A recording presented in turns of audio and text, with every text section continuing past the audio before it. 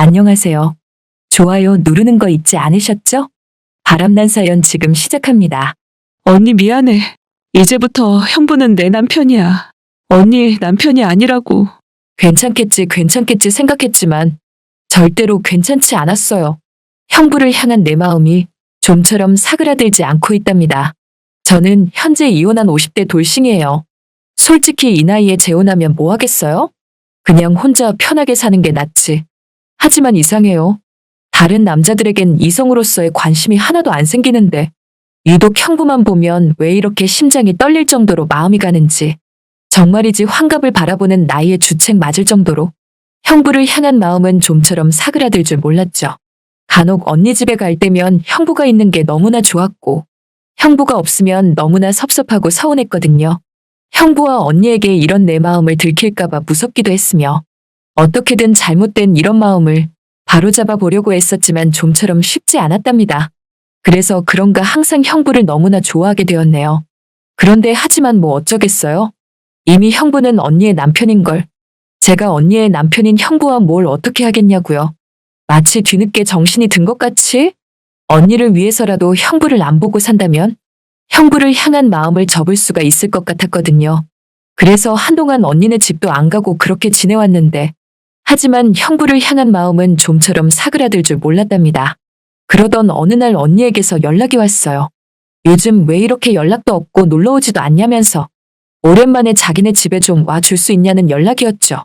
그래서 전 언니에게 바쁘다는 핑계로 못 갈 것 같다고 말을 하니 언니가 너무나 섭섭해 하더라고요. 왜냐면 언니 집에 가면 또 형부를 볼 테고 그럼 이제껏 형부에 대한 마음을 접고 있는 내가 마음을 접기가 쉽지 않을 것이란 결론 때문이었죠. 저 나름대로 형부에 대한 마음을 접기 위해 참 노력을 하고 있었답니다. 하지만 이런 내 마음도 모른 채 언니는 극구 한 번만 와달라며 할 얘기가 있다고 하는 거예요. 그래서 저는 마지못해 언니에게 알았다고 하고 다음날 형부가 있는 언니 집으로 가게 되었답니다. 언니는 저에게 왔냐며 어서 앉으라고 하는데 언니 얼굴이 그동안 안 본 사이에 왜 이렇게 헬쓱해졌는지 그래서 언니 어디 아프냐고 물어보니 아니라며 어서 앉으라면서 생강차 있는데 어떠냐고 하여 좋다고 하며 소파에 앉게 되었답니다. 이 시간에도 가끔은 형부가 집에 있었는데 그날은 형부가 보이지 않아서 저는 조심스레 언니에게 형부는 어디 갔냐고 물어보니까 지방에 출장 갔다고 하더라고요. 그 말을 듣는 순간 왜 이렇게 서운한지 형부가 없어서 너무나 속상한 생각마저 들더군요. 그건 그렇고 언니 얼굴이 너무 안 돼 보인다며 대체 무슨 일이 있는 거냐고 물으니까 글쎄 언니가 하는 말이 현수가 자기 이제 어쩌면 좋냐며 최장한 말기라고 하지 뭐예요. 저는 너무 놀라서 그게 정말이냐고 하니까 정말이라며 형부에게도 사실 숨기고 애들에게도 사실 다 숨겼는데 이제는 더 이상 숨기지 못할 것 같다며 가족에게 아픈 티 안 내려니까 너무나 힘들다고 하지 뭐예요. 저는 언니에게 더 이상 가망이 없는 거냐고 물으니까 그런 것 같다며 이제 얼마 안 남았으니 공기 좋은 곳에서 조용히 지내다 삶을 마감하고 싶다고 했답니다. 그래서 내가 뭘 도와주면 되냐고 하니까 현숙이 너가 자기 없는 동안 이렇게 가끔 집에 와서 반찬도 좀 챙겨주고 애들 뒷바라지 좀 해줄 수 있냐고 말하면서 언니가 참았던 눈물을 쏟고 마는데 저는 그 말을 듣는 순간 저도 언니와 같이 부둥켜 안고 펑펑 울고 말았네요. 아니 언니가 죽다니 정말 믿어지지 않은 얘기였답니다. 저와 언니는 다른 자매들과 달리 각별했던 사이였는데 그런 언니가 암으로 죽는다니 너무나 믿어지지 않았답니다. 자기가 말 잘해 놓을 테니 가끔 집에 와서 집안일 좀 거들어 달라는 언니의 부탁에 저는 알았다고 하며 그렇게 언니가 마지막을 잘 정리할 수 있도록 언니의 부탁을 들어주게 되었네요. 며칠 후 언니는 요양원으로 떠나고 언니 집안엔 다른 때와 달리 건조한 기운이 흐르는 것 같더라고요. 조카들의 표정에선 우울함이 엿보였고 내가 너무나 좋아하는 형부 또한 다른 때와 달리 힘이 없어 보였죠.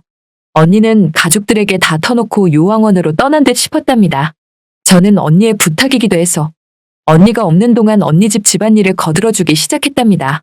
반찬도 만들고 청소도 하고 빨래도 하며 그렇게 하루에 3시간 이상을 언니 집 그러니까 형부 집에 머물게 되었죠. 형부는 그런 제가 다른 때와 달리 불편했는지 저만 오면 매일 밖으로 나가더라고요. 그 모습을 어떻게 보면 이해는 할 수 있지만 그게 또 이 마당에 왜 이렇게 서운하던지. 저는 형부 얼굴을 바라보는 것만으로도 행복하거든요. 그런데 또 한편으로 내가 바보같이 미련하게 이런 못된 마음을 갖고 있어서 언니가 또 저렇게 된 게 아닌가 하는 생각이 들어서 정말이지 언니에게 너무나도 미안했답니다. 그러던 어느 날 조카들이 친할머니 댁으로 갔던 그날 저는 형부와 단둘이 그 집에 남게 되었어요. 형부가 너무나도 안 돼 보여서 저는 형부를 위로해주듯 형부 여기 형부가 좋아하시는 파김치 좀 담가놨으니까 고등어구이에 한술 뜨시라고 말하니 형부가 억지로 식탁에 앉더니만 밥을 제대로 뜨지도 못한 채 울지 뭐예요? 그 순간 저도 모르게 눈물이 나왔고 위로해준답시고 형부를 안아드렸답니다. 처음에는 정말 위로의 포옹이었는데 순간 제정신이 든 건지 내가 지금 안고 있는 사람이 내가 좋아하는 형부라는 생각에 저도 모르게 제 마음을 주체할 수 없었답니다. 형부도 민망했는지 그제서야 저와 떨어지더라고요. 형부에게 전 민망함을 덜어내고자 내일 언니에게 한번 가보시지 않겠냐고 하니까 그럼 뭐하냐며 아픈 얼굴 누구보다 보여주기 싫어할 텐데 안 간다고 하지 뭐예요. 그래도 한번 언니에게 가보는 게 낫지 않냐며 벌써 언니가 이 집을 떠난 지 일주일이나 지났다고 말하니까 형부도 고민을 하는 것 같더라고요. 그리곤 좋다며 내일 가겠다고 했답니다. 그리하여 형부랑 다음날 만나기로 했고 약속 장소로 가보니 형부가 차 안 운전석에서 저를 부르더군요. 저는 형부한테로 달려갔고 형부 차 안에 올라타게 되었답니다. 그렇게 형부와 단둘이 언니에게 출발하려던 그 순간 형부 핸드폰이 울리더라고요. 뭔가 예감이 좋지 않았어요. 형부는 전화를 받고서는 놀란 얼굴도 잠시 전화를 끊고서 한동안 오열하고 말았답니다. 그것은 바로 언니가 오늘 아침 세상을 떠났다는 소식이었죠. 이럴 줄 알았으면 언니를 좀 더 일찍 보러 갈 거라는 후회가 들었네요. 그 후 언니의 장례를 치르며 저는 언니가 없는 형부 집에 찾아가서 여느 때처럼 빨래도 하고 반찬을 만들고 있었는데 형부가 그런 제게 다가와 말을 걸더라고요. 이제 이러지 않아도 된다며 아이들도 제각기 분가해서 살고 있지 않냐면서 자기도 이제 혼자 잘 지내볼 테니 처제도 이젠 좋은 남자 만나서 새 출발하라고 하지 뭐예요. 그 말을 들으니 왜 이렇게 서운하던지 언니에게 정말 미안하지만 죽은 언니에게 정말 미안하지만 나에게 있어 새 출발하고 싶은 남자가 형부인데 이런 내 마음을 형부가 몰라주니까 너무나 섭섭했답니다. 저는 용기 내어 형부에게 술 한 잔 같이 할 수 있냐고 물으니 좋다며 그렇게 우리는 단둘이 집안에서 술잔을 기울이게 되었네요. 안주도 없이 한 잔 들이키고 두 잔 들이키니 형부가 저를 만류하듯 그만 마시라고 하는데 저는 아니라며 오늘은 꼭 마시고 싶다고 했답니다. 술에 좀 취하니 용기가 생긴 것 같았어요. 저는 다짜고짜 형부에게 형부 저는 어떠냐고 물어봤죠. 그랬더니 형부가 하는 말이 어떠긴 뭐가 어떠냐며 마음씨 고운 착한 처제 아니겠냐고 하길래 아니 그런 거 말고 솔직히 여자로서 어떠냐고 물어봤어요. 그랬더니 형부가 농담하는 거냐고 하길래 그게 아니라 언니 동생이 아니었다면 나 같은 여자는 어땠을 것 같냐고 속 시원하게 물어보니 형부가 막 곰곰이 생각을 하는 것 같더군요. 그러면서 처제 많이 취한 것 같은데 오늘은 이만하자고 하지 뭐예요. 그리곤 형부가 등을 보였고 등을 보이는 형부에게 저는 다가가 와락 안기고 말았답니다. 그랬더니 형부가 놀라며 처제 대체 왜 그러냐고 하길래 솔직히 예전부터 형부에게 마음이 있었다며 죽은 언니에게 정말 미안하지만 이렇게라도 함께 살며 형부에게 힘이 되어주면 언니도 어쩌면 이해해주고 좋아하지 않겠냐는 말을 하고 말았네요. 그랬더니 형부는 말도 안 되는 소리 하지 말라며 그런 일은 절대로 일어나서도 안 되는 일이라고 잘라 말하지 뭐예요. 그러면서 형부는 제게 당분간 여긴 안 왔으면 좋겠다며 자기도 지방으로 출장을 오랜 기간 다녀온다고 했답니다. 그렇게 아쉽게 집으로 돌아왔는데 솔직히 술이 깨서도 이런 말 한 제게 왜 그랬나 할 정도로 후회가 드는 게 아닌 속 안에 있는 말들을 속 시원하게 해서 그런가 어찌나 다행이던지 저는 형부의 마음을 잡고 싶었답니다. 제가 50대 후반이고 형부가 60대 중반인데 솔직히 이 나이에도 사랑하며 살 수 있는 거잖아요. 저는 보름이 지난 어느 날 다시 형부네 집으로 찾아갔죠. 집엔 아무도 없었답니다. 비록 형부는 없었지만 반찬도 만들고 청소도 했고 그 후 밀린 빨래를 하려고 형부가 던져놓은 와이셔츠를 손으로 들었는데 정말이지 너무나 좋았어요. 주책맞게도 형부의 채취가 너무나도 좋았죠. 여러분이 지금 듣고 계신 채널은 바람난 사연 채널입니다. 저녁 8시가 다 되어가자 드디어 형부가 들어왔죠. 형부에게 저는 앉으시라며 오늘은 형부가 좋아하시는 김치찜을 해놨다고 하니까 형부는 그런 저를 냉정하게 바라보며 처제 참 말 안 듣는다면서 여긴 또 왜 온 거냐고 하지 뭐예요. 그래서 아무 뜻 없고 그냥 형부에게 밥 한 끼 제대로 차려주고 싶어서 온 거라고 하니까 그럴 필요 없다며 자긴 곧 재혼할 거라 말하지 않겠어요? 너무나 황당해서 말문이 막혔답니다. 아니 형부 언니랑 사별한 지 얼마나 됐다고 벌써 재혼이시냐고 하니까 형부가 하는 말이 그럼 처제는 언니가 죽은 지 얼마나 됐다고 자기한테 그런 말들을 한 거냐고 말하지 뭐예요. 그렇게 말하니까 할 말이 없었지만 그래도 뭐 속에 있는 진실된 말을 한 건데 내가 그렇게 크게 잘못한 건가 싶었답니다. 형부에게 전 정말 재혼하실 거냐고 물으니까 형부가 그렇다면서 다시는 여기 찾아오지 말라고 하더라고요.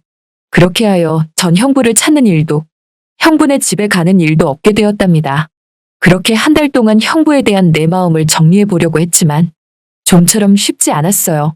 그리고 한 달이 지난 어느 날 딱 한 번만 형부를 보고 깨끗이 잊어야겠다 생각하여 형부의 집으로 무작정 찾아갔답니다.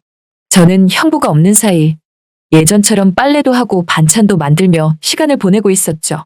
그러던 중 냉장고 청소를 하다가 먹다 남은 와인이 보이길래 꺼내어 한 잔 따라 마시게 되었답니다. 그러다가 또 한 잔 따라 마셨고 어느새 와인병이 빈병이 되고 말았죠.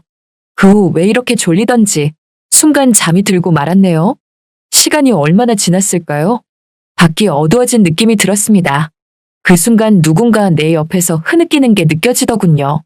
그건 바로 형부였어요. 형부는 술에 취한 것 같았고 제가 마치 죽은 언니라고 느껴진 건지 어두운 방 안에서 저를 껴안고 흐느끼며 울고 있었죠.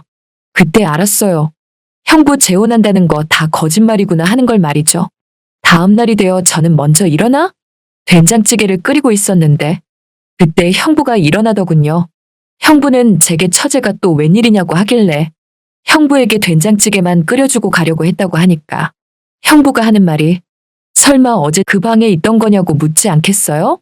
저는 조심스럽게 그렇다고 하니까 형부는 그만 바닥에 털썩 주저앉고 말더군요. 그 후 어떻게 됐냐고요?